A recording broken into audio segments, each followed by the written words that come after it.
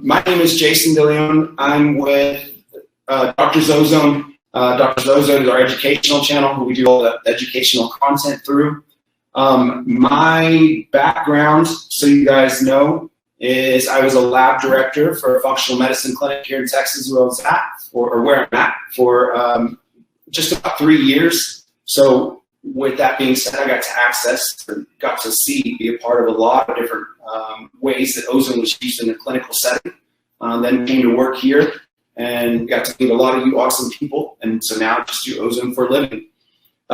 With that being said, so you guys know, I'm not a medical professional. You're probably going to hear me say that to death on this webinar, so forgive me. But I mean, I just don't want you guys to think that I'm giving you medical advice. I am familiar with a lot of different protocols. There's several different things I use for myself, but they are my own experiences, and I'm just sharing them with you. So if you ask me a direct question on a certain diagnosis, obviously I can't give you a specific, but I'll do my best to point you in a direction where you can learn. And give you just a stepping off point to that way, you'll just learn more about ozone and whatever question you have. So if you do have specific questions, I'll do my best to answer them as far as the diagnosis or so forth. But like I said, I can't give you medical advice. For those people that are asking, yeah, thank you, Devin. I appreciate you. You got me. Tyler, Devin giving you some advice there. Yes, the webinar will be recorded. You can always access it through the same link that you came in. So you guys are good. So let me go through my topics today, because some of these questions you guys are asking me, I'm going to be addressing through my agenda.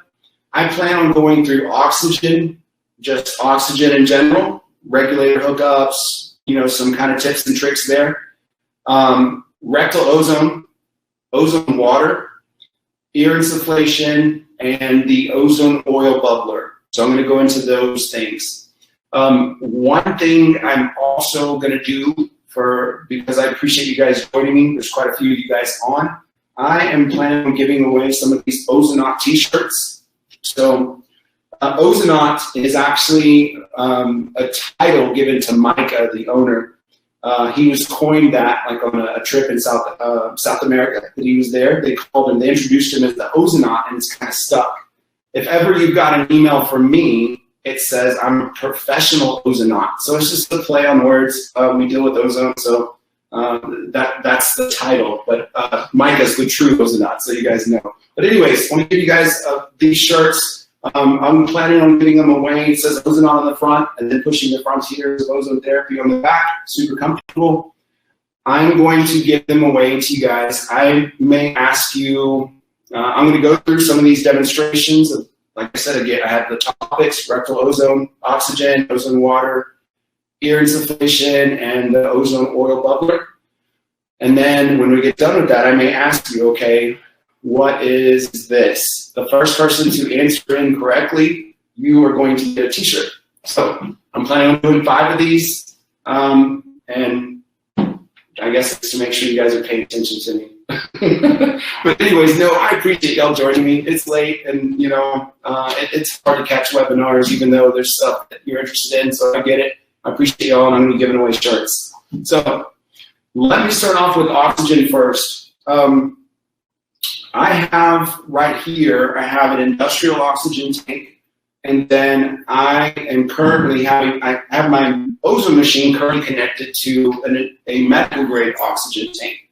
So it's a little bit big and cumbersome. I'm not going to be able to set it up here for y'all to see, but I wanted to go through a few things in regards to oxygen and ozone. Oxygen is O2, ozone is O3. You're going to have to provide electricity to oxygen somehow, some way to make O3. But there's a few things that I want to get into as far as like regulators, some kind of helpful tips that I've learned through the years. Forgive me, I'm getting this wrench. So first off, I'm going to start off in industrial oxygen because the majority of you guys have that. This is just a simple crescent wrench. I think it's a 10-inch crescent wrench. I would recommend getting something like this on a tool versus pliers or anything when you're trying to tighten this down. The reason is, that I'm taking it off now, but the tightness matters when you're trying to get this on here. Let me explain why. So this is a collared little 540 regulator. So this is industrial regulator. Many people think that there should be some kind of rubber, something to seal this up against the tank, and there's not. The way you seal it up against there is by tightening it up. With that being said, that's why having leverage or a good tool to put a little bit of torque on there matters. So starting off on the 540, it's very simple. We just kind of let it run on there. I'm holding this where the spout is down. Kind of get it hand tightened, and then again, just using my tool here to put some torque on it. And that's tight. It should not leak. Open the valve. You guys may be able to hear it hissing. I'm not sure if the mic can pick that up or not. This is on. Now it's closed. On your oxygen tank, there's always a gauge, right? That's going to show. It's going to go from 0 to 3,000 or 0 to 2,000, depending on which tank you got. There's a little green indicator as well on there. Some people think that the little gauge needs to peg all the way over, and that's not true. Just look for it to get into the green.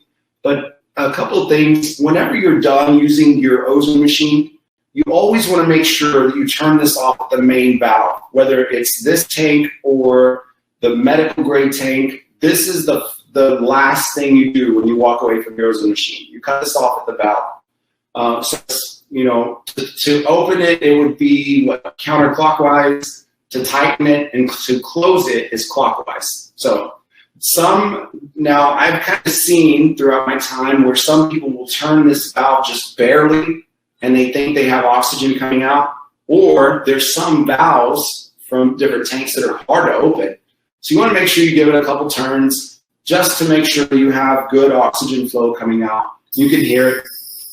From there, you would connect your tubing that goes to your ozone machine, and I'll do that for you guys just so you can see. So this would be a setup for your tank is now set up to your ozone machine and it's ready to go. When you are done, one thing I do want to point out to kind of just help with the lifespan of your regulator, and here's why I say that. Most ozone generators are pretty durable. They're little tanks. I mean, most of the brands out there they're durable. They're just making electricity, running oxygen through it. Not a whole lot of super high tech in it. So this is the part that does a lot of the work, because it's taking 2,000 psi and knocking it down to what's considered a pediatric liter flow of oxygen, meaning that it's a tiny amount of oxygen flow coming out of this. So that regulators will fail more often than ozone generators will throughout time. I'm not saying this happens like every 6 months or something. I'm just saying throughout time with your ozone machine. So one way to kind of, a little helpful tip, and I'm going to take this off so you can hear it. Hopefully you can hear it.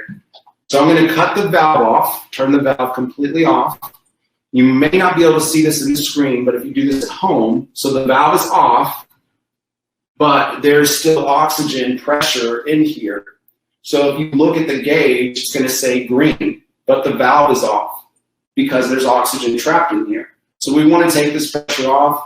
I'm going to turn this regulator to setting 1, and you can hear it. It's going to hiss for maybe about, 10, 15 seconds. The little gauge is going to slowly start going down into the red, and then it's going to turn off.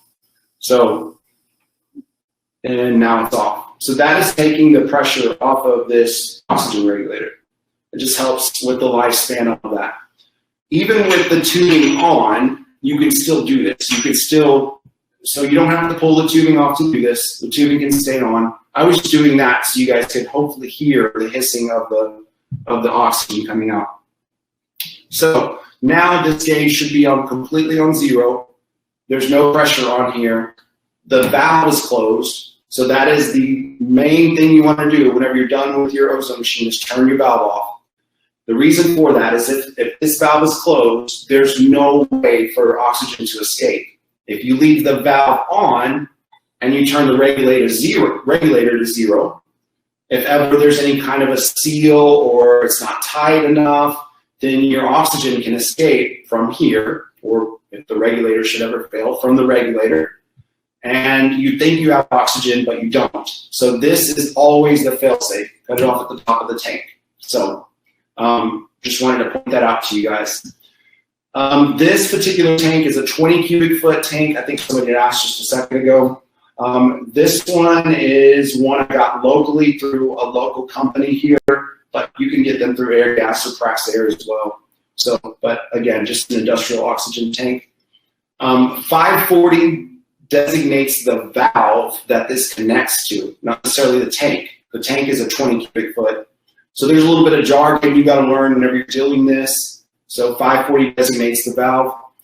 You guys think of this like a plug in your house. You have a 110 outlet or a 220 outlet, but they both tap into the same electricity in the end. So again, kind of same concept. A 540 attaches to a 540 valve, but it's still getting the same kind of oxygen as like an 870 in the medical grade would. So just to let you guys know. That's all I got with the industrial. With the medical, I'm going to kind of go over this real quick. A few kind of helpful hints. This is an E-tank. You use an Edward. Like I said, I'm not going to put it up there because it's a little bit hard. If you guys happen to have an E-tank, same thing applies for bleeding the regulators. I did the 540. You can do the same thing with this as well. But there is a little washer.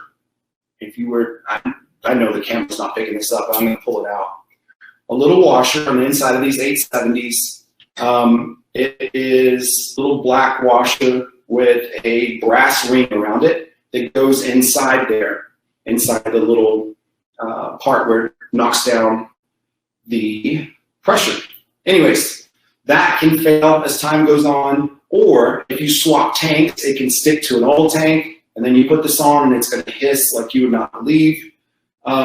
So that is one thing. As time goes on, if you tighten your tank, it's still not sealing, your culprit more often than not is going to be the washer. So keep that in mind. You can get these tanks from any, so the medical grade tanks, you would need a prescription from an MD in most states. So I'm in Texas, that's where, like, as far as our particular rules and regulations is, an MD has to write a script for an oxygen tank. But any welding supply store, Air Gas, Praxair, in most of your cities, the reason why I say them is because they're like the Walmart and Target of that industry. So they're in pretty much every city out there. So, yeah, I would say, like I said, Dawn just said this as well. Any welding store, Air Gas, Praxair, they're going to be the corporates. If I had to choose, I would go pick like Joe's Oxygen or Joe's Welding Supply, something that was, you know, locally owned. But that's my opinion. All right, you guys. So I'm going to move on. So the first shirt giveaway, I'm going to do that real quick. So what would be the very last thing you do when you're dealing with oxygen in your ozone machine? That's my question to win the first shirt. So we'll see who answers that. Excuse me. And for those of y'all that may have joined late on the shirt giveaway, what I was saying is, you know, whoever answers that question first, whatever that is, and Devin, you got it. So Devin answered to turn off the tank. Gosh, y'all are all there flooding in now.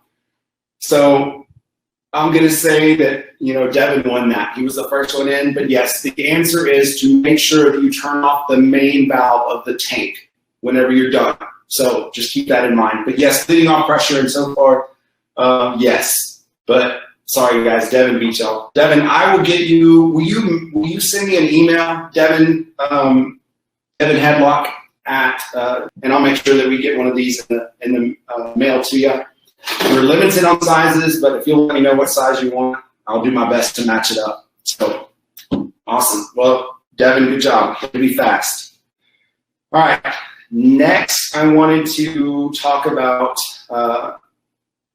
rectal ozone. But before I get into that, I wanted to show you guys something that is kind of, I feel like, misunderstood when it comes to ozone machines. So I'm going to turn on my medical grade tank here real quick. And I'm going to use the syringe as a visual to show you guys something. So I'm going to set my regulator on. So my regulator is on setting 4 on this particular machine here. The ozone machine is not on. You can see the light is still red. And I'm going to attach the syringe to the ozone machine. And you're going to see the syringe start filling up. The reason for that is because the ozone machine will literally pass oxygen straight through it. It doesn't have any way of blocking flow. So if ever you're having issues where you're not getting any, let's say, bubbles in your water, that's a flow problem. It's not an ozone generator problem. So just to try and help you a little bit on troubleshooting. So if ever you do not feel any flow coming out at all, that's not your ozone machine didn't fail. It's something to do with your oxygen and your regulator. So I just wanted to point that out just real quick as well. So again, this is just oxygen in this syringe. But just wanted to point that out. All right, so let's talk about rectal ozone. When I first started this job, I worked from home, and my wife would walk by and she would hear me talking about rectal ozone. And I felt like that's all I talked about all day long. It's not the most glorious of topics, and definitely not, the hit conversation at Thanksgiving dinner, but rectal ozone is super effective. So that's the reason why it is talked about so much. The other thing is, as far as rectal goes, is there's just a lot of research done on it and a lot of love for it in our, I guess, the alternative community or functional medicine community, because it can be done at home, it can be done at your schedule. It's a systemic treatment, so that's one thing you may want to remember. It's a systemic treatment, so meaning it can affect, targets the whole body, like an ozone IV would, or any IV would. IV is systemic treatment. So that, just those two things, the ease of use, that it's systemic, those are awesome things for rectal ozone. But as far as ozone IV ozone IVs and rectal ozone, Katie wanted me to touch on that, so I'm going to. An ozone IV is awesome. In my opinion, they hit the body a little bit differently. An ozone IV would be great if you were trying to hit the body quickly.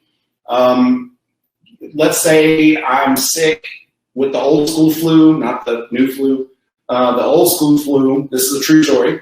And I needed to go out of town. And so I did 3 ozone MAHs in a row so that I could feel good by the time I went out of town. So I needed results quickly. I needed to hit the body fast. So I did ozone IVs.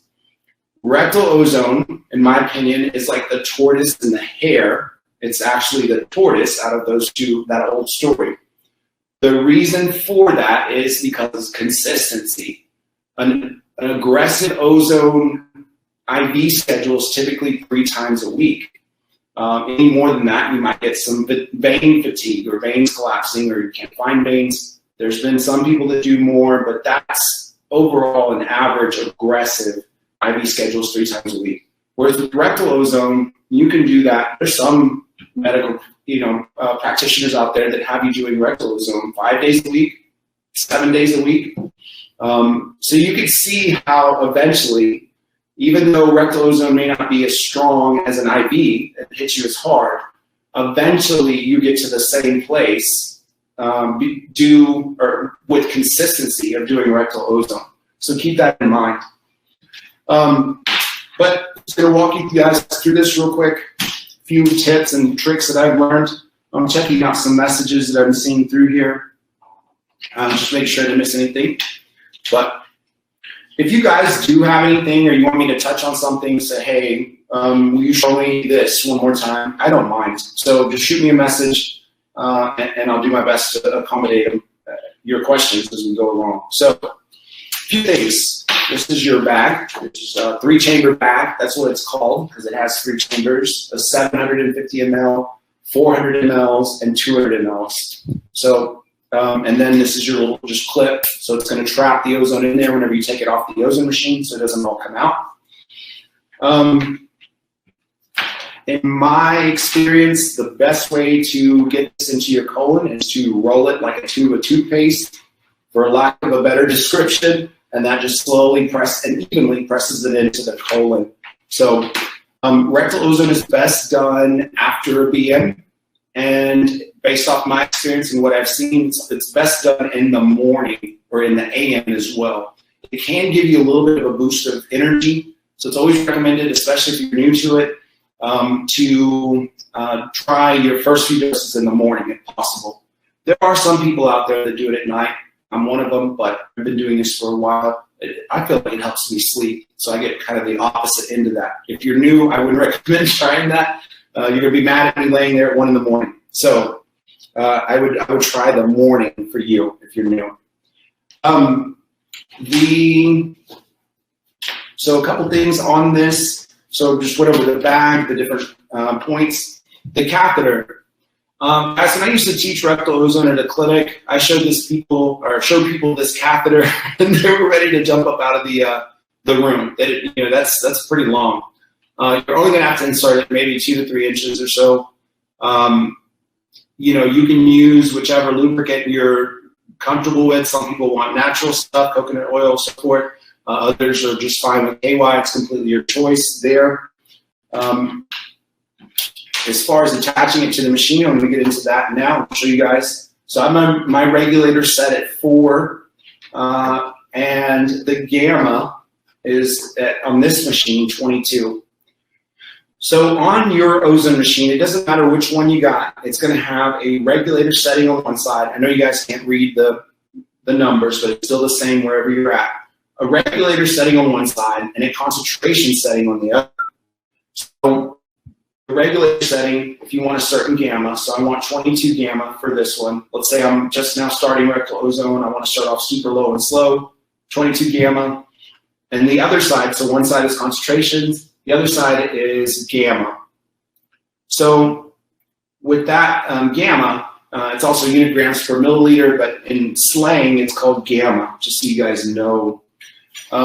Nazir, I plan on going through rectal ozone quite a bit here, so I'll do my best to explain this to you. If I miss anything, feel free to jump in and ask me questions, and I'll do my best to answer anything I missed. So gamma, real quick, let me touch on this. If you'll notice at the top of your ozone machine, so this one says setting 1, 8 gamma. So the more oxygen flow you have coming in, the lower amount of ozone concentration you're making. So more flow equals lower ozone concentration. They're like a seesaw. So if you have a lot of oxygen, you have a little ozone. If you have a little amount of oxygen coming in, then you have a high amount of ozone being produced. So keep that in mind as you go along. So on this particular machine, people always think that 1 is the highest, that 1 is the lowest amount of oxygen coming out of the regulator, and 11 is the highest, but it's actually opposite. 1 is the lowest amount of ozone concentration and the highest amount of oxygen, and 11 is the lowest amount of oxygen coming through the concentrator. So I just wanted to go, coming through the regulator. My gosh, I did not mean to say concentrator. Sorry, y'all. Don't want to confuse you anymore. All right, so let me get into filling all this up and so forth. Let's say I'm going to do 400 mLs. That's what I do personally currently. So I would roll this up, roll the 750 section up here. And then there's little pinch points. You can't really see them on here, but there's little pinch points there. So I'm pinching this, gonna turn my ozone machine on. Oh, hold on. So you wanna make sure your clip is open as well. So clip is open, turn my ozone machine on for just a couple of seconds. I can kind of smell ozone. I'm gonna stick that on there. So now I'm going to just hold that little 750 section. So it's only gonna fill the 200 and 400 ml section now. So that's what it's working on. You guys can see that this is not, it's not like a super fast process. I also recommend that you babysit this bag as well. You don't want to leave it because then it could pop and you're out of bag. So you do want to kind of stay here and kind of just watch it. Hey Valerie, there'll be you'll be able to find a recording of this as soon, like with the same link that you logged in. You can always come back in and watch the replay in case you got to go. Because like I said, I know it's late. So this is just about full for 400 mLs. So what I'm going to do now is clip the little clip it there, and then disconnect it here. Turn my ozone machine off. So now I have the volume track that I need. I would then go into my shower is where I typically do this, so I can just wash up nice and easy. Twist on the catheter, use whatever lubricant you want. You then insert. From there, I've had people ask if certain positions, laying on your side, squatting down, leaning back, any of those things matter. It's whatever's comfortable for you. That's going to be the most important thing. So you would insert, again, only 2 to 3 inches at most. Once it's inserted, you would then take the clip, open that, and then slowly just roll this tube, or this bag, like a tube of toothpaste. And you're pressing, that ozone into the colon. If you have any kind of pressure, gas, anything like that, you start feeling, then you can back off for a second, let it kind of subside, and then continue rolling this into your colon there. Once that's done, I typically leave that closed where it doesn't draw any air, clip it, detach the catheter, set my ozone bag. So now my ozone didn't draw any air or anything like that. It's just completely closed. And then you can rinse off your catheter. Any body safe cleaner will work. Some people like certain things. Whatever's more comfortable for you. There's people that use hydrogen peroxide that rinse them back through. There's people that throw these away and get a new one. So most out there, I feel like, are rinsing these off and reusing them. These are probably good for kind of a rule of thumb, maybe 1 per month. And then as you go along, get a new one. So that's something to keep in mind. One thing I did want to point out, there's a couple things. If you have these at home, you'll notice that the slits that the ozone comes out from is fairly small. So oftentimes some will have, they'll ask the question, look, I'm trying to get that ozone into my body, and I feel like there's pressure, like I can't release it into the colon, like it's blocking or something like that. Oftentimes I feel like those little slits are resting up against the colon wall, and it's preventing the ozone from going in there. So if you will insert that maybe 1/2 inch more, or you can pull it back 1/2 inch, that typically alleviates the issue, and you can continue rolling that ozone into your colon. So the other thing is, you want to make sure you're keeping positive pressure on this bag as you're doing a rectal ozone treatment. The reason why I say that is if you let go of this, it could draw or cause a suction, and you don't want to suction any of that in here. So always keep a positive pressure on this bag as you're doing that. Even if you're having issues where you're like, it's just not going in, then you would move the catheter, like I said, insert it a little bit more or pull it back just some. And then from there, you can start rolling that bag back down. So that's a hint I wanted to give you on that, something I felt like has helped me. How often do you need to replace the bags? The bags, eventually, the seams will go out of them. They're designed not to react with ozone or anything like that. So, it's just a matter of how long they last. I think these are rated at like 20 uses, but as long as you don't overfill them, you should be able to get anywhere from 60 to 80 uses out of them. So just keep that in mind. If someone is undergoing chemotherapy, I would definitely check with your functional doc on that. The reason for that is typically chemo can kind of destroy your immune system, where this is kind of rebuilding your immune system or building it up. So you might have a net gain of 0. You might, again, not a medical professional, just kind of throwing some ideas out there. So definitely check, as far as that goes. So yes, you can use you don't have to use these bags. Some people sell big syringes. So that's fine. Whatever you want to use, it's just recommended that you have a way to measure the volume. Somebody asked about going directly from the catheter to the machine. Again, it's just always recommended to, have something that you can measure in.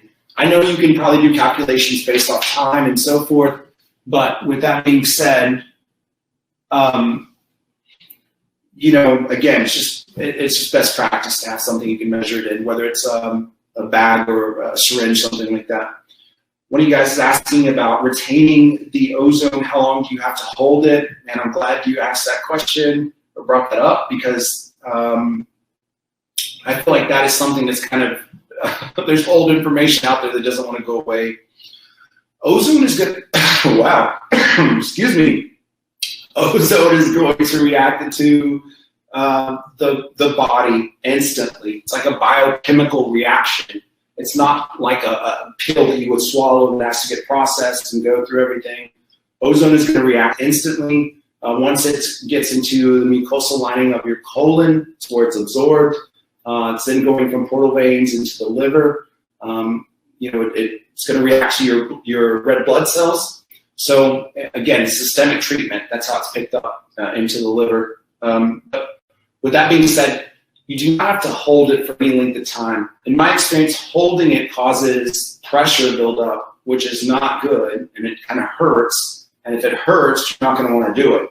So if you do a rectal ozone treatment and you kind of feel some escaping gas or you smell a little bit of ozone, that's fine. You're not going to have any issues there because ozone has already done its thing. But great question. Thank you for asking. Hey, Brad, as far as an oxygen generator versus an oxygen tank, glad you asked that. A couple of things to remember is an oxygen generator does not produce as high a purity of oxygen to begin with. So with that being said, if you have that number, that purity of oxygen that's off, then these ozone gamma concentration settings are going to be off. They're going to be diluted. So you don't really know what you're making. It's best to use a concentrator for a like ozone water or maybe ozone oil, but not anything like rectal ozone or anything like that. So that's where I would go with that. Catheter just needs inserted about 2 to 3 inches or so. That's it. You can insert it a little bit more if you feel like there's blockage, for lack of a better term, or you can loosen it some, but that's just a good starting point. Okay. T-shirt question. Rectal ozone is a what treatment? And Devin, you can't win again, man. I'm sorry. So rectal ozone is a what treatment? That's the answer, or that's the question. I need the answer, and then you'll win a t-shirt as well. And you guys are fast, though. On price, and I will get you a t-shirt in the mail. Let me go to Joanne's question real quick. Can you do rectal ozone and drink water at the same time, or should there be a delay in time? I'm going to say that you can. It's easier for me to answer the question this way. You would never want to do a rectal ozone treatment and an IV ozone treatment on the same day because they're systemic. So other than that, everything else is fine. I would just go low and slow with everything, meaning do not start off at a high concentration for all that if that's something you do want to try. So there shouldn't be an issue there. Ozone killing off good bacteria in the rectum or colon. So Suzanne, where I stand with that is kind of off of Dr. or Belio Bocci, who's a scientist called the godfather of ozone. He's basically stated that he doesn't believe that there would be enough damage done to good bacteria to outweigh the rewards that you get from doing rectal ozone. So could it damage any bacteria? Maybe. But do you get more of a benefit from doing rectal ozone? Yes. So that's the camp that I'm in. That is like hotly debated, man. Yeah. But that's the camp I'm in, and it's his work that I'm going after. It's Belio Bocci, if ever you want to research the godfather of ozone. Man, amazing, amazing guy. Can rectal ozone be used for children? I'm going to tell you yes, but not as a medical professional, because I'm not a medical professional. I'm just telling you that there are medical professionals out there that do rectal ozone for kids. If you guys you may want to write this down as well as you kind of go into ozone and do your own research, but the Madrid Declaration, that's what it's called. A lot of amazing, smart people in the world of ozone got together and put together some protocols and some parameters, meaning this therapy, you do this amount of ozone, this therapy, you do this much ozone. It's called the Madrid Declaration. You can find it on PDF, hardback, or anything like that. Rebecca, that's my answer, is the Madrid Declaration. That's what I would say. That'd be the best place to find protocol info outside of like your doc. All right, guys, I'm gonna try and speed up. I'm kind of running a little bit behind here because I wanted to cover a lot of ground. I'm gonna do ozone water next, and then ear insufflation. So I'm gonna try and cruise through ozone water pretty quick. I feel like this is not super, I guess, busy. There's not a whole lot to do. So distilled water, if you have it. If not, then a good drinking water. That's what's in here. There's 16 ounces that's in this. You know, the kind of the cook time or the recipe, for lack of a better term, for making ozone water is for every 8 ounces of water, you have to let it run 12 minutes. That's a good kind of formula. This holds 16 ounces, so it would be 24 minutes for completion to make this, you know, flask of ozone water. Hey, Patricia, I want to get into that question here just a second. I'm going to hit that at the very end, but I promise you I'll cover it, okay? Because that is something I wanted to talk about. But as far as ozone water goes, again, distilled water, good drinking water. I have good drinking water here because I don't like my personal thing. I'm just not a big distilled water and ozone fan. But again, my personal just kind of taste. Another thing, as far as ozone water goes, you're going to want to use a destruct. So this is my little destruct that I have. What a destruct does is it captures the excess ozone being created in this circuit, and it converts it into oxygen. So you're not emitting a big smell of ozone in the room when you're making ozone water. So you're going to want to connect that. There is a little disc filter on one of these sets of tubing. So that's going to the ozone machine. You can also trace it, the stem down in there, and it connects to your ozone machine. So the other one, when it kind of wise off, that's a little lower, is going to connect to your destruct. So keep that in mind. Can you use mineral water or alkaline water? You can, yes. Any of one of those you want to use is fine. I don't know how, I'm not expert, but I don't know what alkaline water and ozone would do to each other. I know it wouldn't be negative, but I don't know how that would kind of offset the alkaline. Again, not my specialty, just kind of talking out loud. So again, connect your destruct. I'm going to set my, my regulator's already set at setting 4, so that's 22 gamma. As soon as I connect this set of tubing, you should see bubbles. You guys should be able to see them. There's a lot of bubbles at 4, and if I go to setting 11, there's not very many bubbles because, again, remember, less oxygen coming out at setting 11 versus setting 4. So back at setting 4 now, you then turn on the ozone machine, tell Siri to set a timer for 24 minutes, and go do whatever you need to do. I typically do this in the morning when I'm getting ready. Before I jump in the shower, I get this together, set my timer, go take a shower, and get all that. And by the time I come and sit down and get ready for work, this is ready to go. So let me take a look real quick. As far as RO water, that's fine as well. Just so you know, that's whatever the best quality water you have available, that's what I would use. So the good thing about ozone, though, is it's going to kill anything in there, anyway. I imagine you could probably throw lake water in there and it'd come out pretty good, but that's you. I would rather just put good quality drinking water. That's, but that's, again, what I would want to do. Can you use the O3 destruct port on the machine? Yes, you can, but this has a quick little lure lock on it, so that's the reason why I use this one. As far as, so this is it for making ozone water. Again, 24 minutes. You would want to make it as strong as you want or as weak as you want. Here's why I say that. And I use this kind of comparison as well. Making ozone water is kind of like drinking coffee. Some people like coffee this way, other people like it that way. I like my ozone water very strong, so I turn it up to setting 11, let it run. There's other people like Micah who wants his ozone water weak. If you drink ozone water and you get a scratchy throat or you get a headache, then that's typically your body saying it's too strong and you need to back it back down in concentration or in gamma. So that's one kind of thing to look out for as far as that goes. Hey, I got your eye on what happens to non-oxygen particles that go from an industrial oxygen tank that they get in the water. If there's any non-oxygen particles from an industrial tank, there's going to be very few. I recently talked to a welder, commercial welder, that he has to, his oxygen tanks have to be perfect or else welds don't, weld correctly. And his business, if they don't weld correctly, then that could be somebody's life.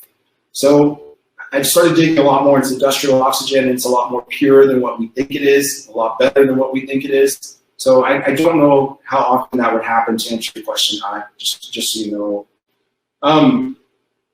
Again, ozone water. I'm going to go ahead and cruise through this so I can get to ear insufflation. So here is, so let me get to this. This is going to be an easy one for y'all.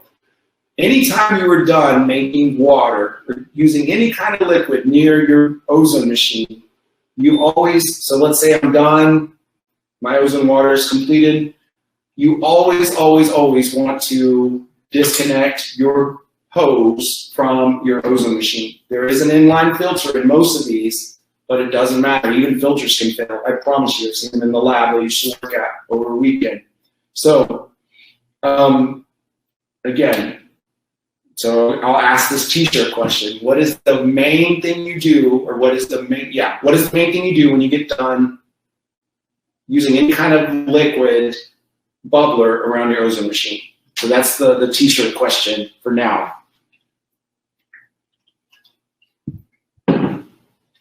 All right. Let me get set up for ear insufflation next.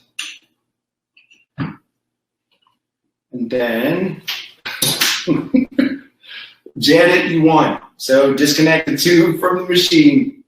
Inessa, you were close there, but Janet beat you.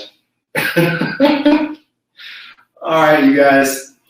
Moving on to ear insufflation. So same thing on the water. Actually, in my opinion, for an ear insufflation, the water doesn't really matter. It doesn't have to be a certain one or the other. It's just whatever you got, good, clean water. Man. All right. Back to ear insufflation. Again, any good, clean water source is fine. I'm going to disconnect the destruct. That's something important. So I take the destruct off, and I'm now going to connect my stethoscope. So that goes in the place where the destruct was going. So then on ear insufflation, we give you a protocol. It's kind of a like middle of the road protocol that says around 20-ish gamma to do 4 to 6 minutes or so in there. That, in my experience with ear insufflation, that time frame does not seem like a whole lot of time. 4 to 6 minutes, I mean, that'll go by in no time. I'm going to tell you guys, please respect that time frame. I've seen more Herxheimer reactions happen from ear insufflation, I think, than anything else. Herx meaning your body's detoxing too quickly, too fast, so the ears can become weepy. You can even get a huge rash out of them. Those kinds of things. So, with that being said, I would start off very low and slow, meaning if you're somebody who's sensitive to ozone or you're sensitive to detoxing, I would start off at 2 minutes, your first treatment. So do not be afraid to start low and slow on ear insufflation. Again, the example protocol that Dr. Ozone hands out is 4 to 6 minutes, around 20-ish gamma. So that's concentration. But Say it one more time. If you're sensitive, start off super low on time. So 1 minute, 2 minutes, and then just work up every 30 seconds. If you get a headache, that's, again, your body telling you this is a little bit too much for me right now. You know, that's one good indicator that you maybe, it's just too strong. You need to back it back down. So keep that in mind. So my oxygen tank is set on setting 4. This is 22 gamma on here. I'm going to connect my tubing again. You should see bubbles right away. And then I'm going to put my stethoscope into my ears. So actually I'm going to turn the ozone machine on, stethoscope in my ears, kind of adjust it in there. I cannot hear a thing, so I'm probably yelling at y'all and I'm sorry, but a couple of things to note is, again, you should hear, I would always, whenever I was instructing patients at the clinic, to hear the waterfall, because that's all you can hear is these bubbles coming on. I'm going to take this out for now, just so I can talk to you guys and not feel like I'm yelling. A few things to know is that these silicone ear cups do not seal perfectly. So with that being said, you may have to kind of wiggle them around to make sure that they're in the ears correctly. Some of you may be sensitive to the ozone smell, may get into your ears, your eyes. That's not good. You want to make sure that it is adjusted. If you're still having issues with that, then I would recommend getting a fan, one of those stand-up fans, and have it pointed behind you, blowing the air past your face and the ozone past your face as you're doing an ear insufflation. Most feel like a little warm sensation while they have this in. You can, I don't know why, it kind of heats it up in there. So it's kind of a cool little sensation that you get. I don't know if you could insert ear tubes. I'm not sure on that. So I would definitely check with your ENT, or if they know, or functional doc. I don't have a transcript available. That's something that we're working on, Patricia, just so you know. I feel like that would be beneficial, but I don't. Let me take a look real quick. I have one. So, as far as ear insufflations go, that's really it. Again, low and slow, on time, concentration, everything. From there, just make sure it's seated in your ears correctly. Worst case scenario, if you're super sensitive to it, get a fan. The ear insufflation is used by many dentists to basically help the periodontal region for any kind of cavitations. It's used to support that for helping with infection. So that should tell you something as far as how deep it's absorbing into your tissue. And we believe that's from the humidity of the water bubbler getting it deeper into your circuit. So your sinuses and so forth is what I meant to say, excuse me. So ear insufflation for me, just again, speaking for my own self, is kind of my go-to when I have a sore throat, sinus infection, and so forth. So even though it's going into your ears, don't discount how effective it is at kind of just absorbing into the tissue. So let me take a look here. How long does the ozone water stay effective? Oh my gosh, Ann, I did not answer that question. Ozone water has a half-life of about 30 minutes. That's it. Ozone is an unstable gas. It doesn't stick around. Thank you so much for asking that. With that being said, you would want to make sure you put it in a glass container or a stainless steel. Like I have a stainless steel Yeti cup that I drink mine out of. But yeah, 30 minutes is the time frame on ozone water. That's how long it will stick around. And after that, it starts really knocking down in a hurry on strength. Amanda, yes, there is a way to do that, to do the ear insufflation with the syringe. You're right. I'm going to kind of cruise through that. So in case you don't have a stethoscope or any of this stuff, you would fill up a syringe with ozone. You would get a Q-tip, wet your Q-tip in the ear canal, then turn around and then depress that ozone into the ear canal slowly. That's a very quick, cheap, easy way to do an ear insufflation. Thank you for asking that. When you put ozone water in the freezer, does it stay longer? Man, I'm still going to say no. You do want cold water to be used. It doesn't have to be ice cold, but I don't think it'll stick longer in the freezer. I still think it'll be gone. As far as volume goes on the syringe, probably 30 cc's per ear. That's what I would say, or what I've seen done in the past. All right, you guys. I'm trying to hurry up because we're almost at an hour. I wanted to make sure I got through everything, and I'm so sorry for kind of lollygagging here. So I'm going to wrap this up on ear insufflation.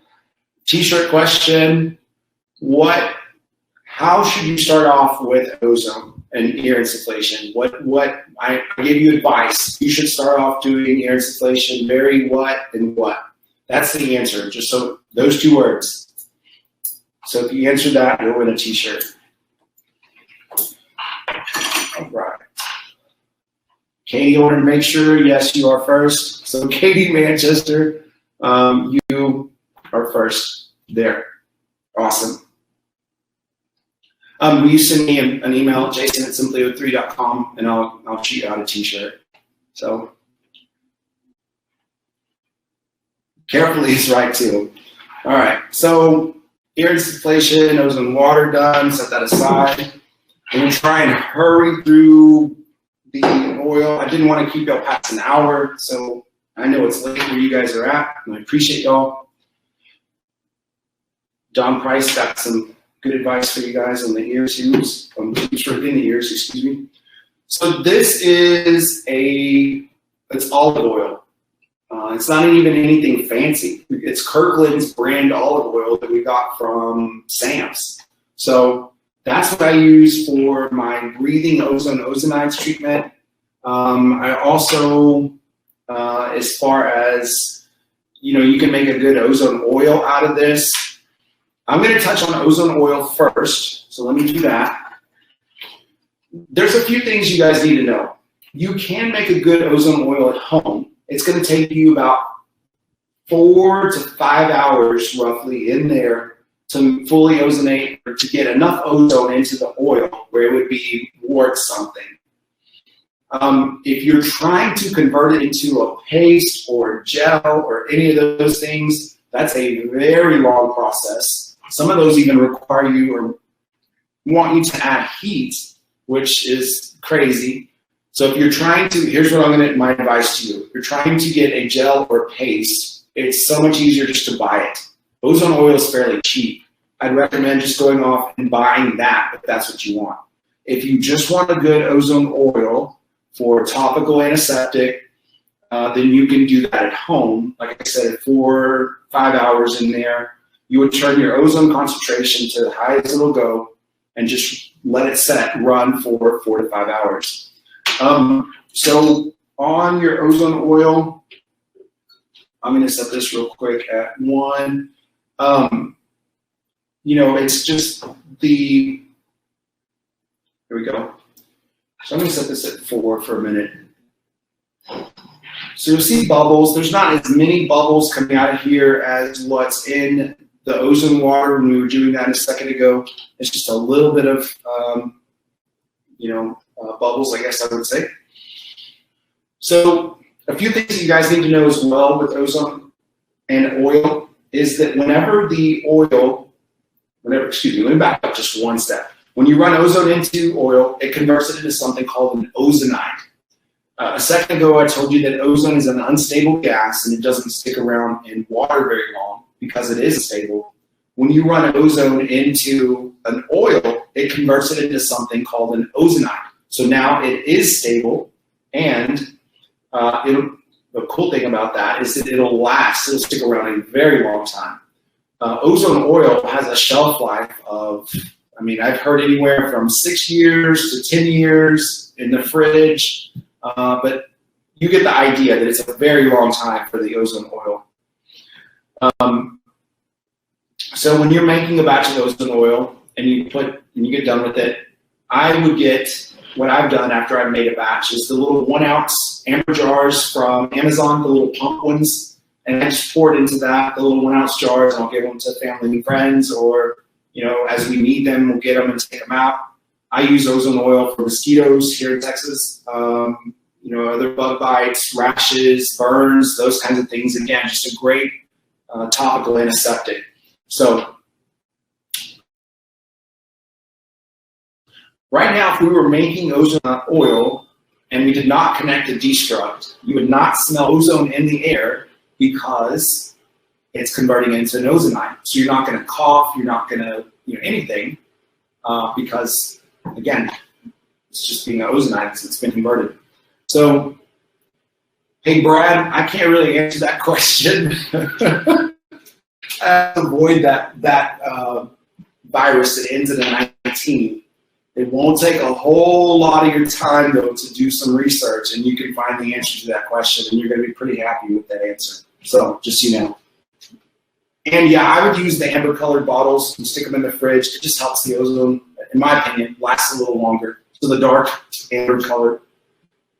So again, we do like 4 hours or so at this bubbler, with this bubbling at a high concentration, high ozone concentration.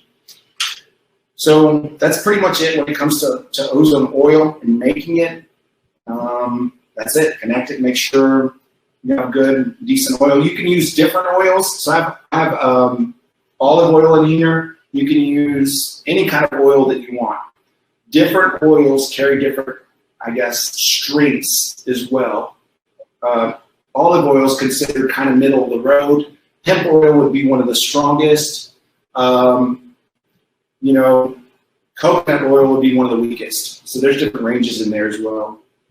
So, and Daphne, you're fine. You can use destruct. There's no issue there as well. But what is the gamma I'm using for oil? So I would turn my machine up to like 70 is what I would have this one, 75, excuse me. So it'd be 75 and then let it run for 5 hours or so. All right, so that's oil.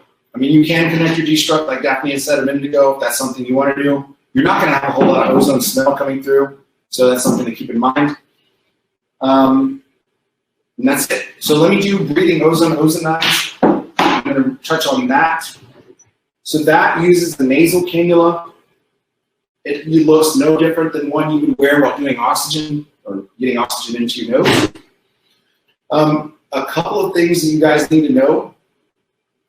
As far as ozone goes in general, the number one no-no you don't do is breathe it. But when you are running ozone through an oil, it converts it into an ozonide. So then it is stable and able to get into your lungs and respiratory system and so forth without any issues. So if you had a destruct connected, like Daphne talked about a minute ago, you would take it off from this one. You then connect your cannula, and then you just put this in your nose. Wraps over the ears. Let me get this adjusted real quick. Then it goes over the ears. And I typically do this for about 45 minutes whenever I'm on the phone, answering emails. I've done that quite a bit. We've had some illness, some virus in this house. You guys can read between the lines. And this was kind of a staple protocol or therapy that we were doing for those two people that were in the house that had a virus. How much oil did I put in this bottle? For breathing ozonides, it's to the logo, so it's going to be about 10 ounces, I would say. If you're making a batch of ozone oil, you can put it all the way up to 16 without any issues. So let me take a look real quick. We'll make sure to miss any more of your questions. So yeah, pretty boring treatment. This is also a good treatment that I use like for my wife who doesn't like the smell of ozone. It's kind of ironic because that's what I do, but she doesn't like the smell of ozone. This particular treatment, you don't smell any ozone. You don't smell anything at all. We've had plenty of people come back and say, hey, look, I don't even know if it's working. I don't smell anything. We're not going to because it's converting it into an ozonide. So I call it a boring treatment because you don't feel anything. You don't really notice. So you're just kind of sitting here hanging out with the cannula in your nose and doing your thing. So there are protocols out there. I know that some people want you to do 15 minutes, 30 minutes, 45 minutes. I've even seen an hour as far as that goes. Again, that's just going to be whatever's best for you. And, as far as if you're working with the doc, whatever they think is best for you as well. If not, then I would just kind of Google some different protocols out there. Like I said, Madrid Declaration is one thing I mentioned. I want to make sure I didn't miss anything on this. There is some kind of scary things when you see ozone or oxygen in water. I think it's even written in some of our literature that it's not recommended due to there could be some cause for, fear and so forth. So in the oxygen world, you never want to mix oxygen with oil. Oxygen is not an explosive, it's a fire accelerant. So when you combine that with oil, then you give it the opportunity to be a really hot, greasy fire, which is not a good thing if a fire should ever break out. As long as you're not doing this treatment in front of a raging campfire, you're going to be good. So if there's a candle on the other side of the house, you're fine. But I would not have an open flame here and you're doing a boo treatment with oxygen and ozone running through your oil here. So just keep that in mind. I know I'm being kind of super sarcastic, but I mean, it's the way it is on that one. There's just not, I feel like some of that fear is a little too strong as far as what's worded out there on don't do breathing ozone, ozonides, and you don't want to, you got to be careful with oil and oxygen. You do, but within reason as well. Can you sterilize the cannulas and nasal application, et cetera, in ozone water? You can, but what I was using in between my sessions was we have some, oh my gosh, alcohol wipes. We were just kind of wiping it real quick, and then I'd set it. Everybody has their own Ziploc bag for their particular, cannula, and that they just put them back in there. So this is the last t-shirt question. After you run ozone into oil, it converts it into a what? So that's the question. The t-shirt question, I guess I should say. And while y'all are answering that, I'm going to look through questions to make sure. All right, Amanda Sasing. I don't know if I said you're going to forgive me if I'm butchering your last name, but Amanda, you won the t-shirt. So it's an ozonite. So that's what it converts into. Man, you guys are awesome. So Amanda, shoot me an email, jason@simply03.com, and I will turn around and send you a shirt. If y'all have, I'll stick around for a few more minutes. I know I've kept y'all forever, but I'll answer any questions y'all have that come through. I'm going to try and pull through here and see if I missed anything. Hey, Katie, as far as how many times a week you could do rectal ozone, I know that there's practitioners out there saying 3 times a week, some saying 5 days a week. I've even seen some out there that say 7 days a week. So I think your answer is somewhere in there. If you're super, if there's an aggressive protocol, it'd probably be 5 days a week.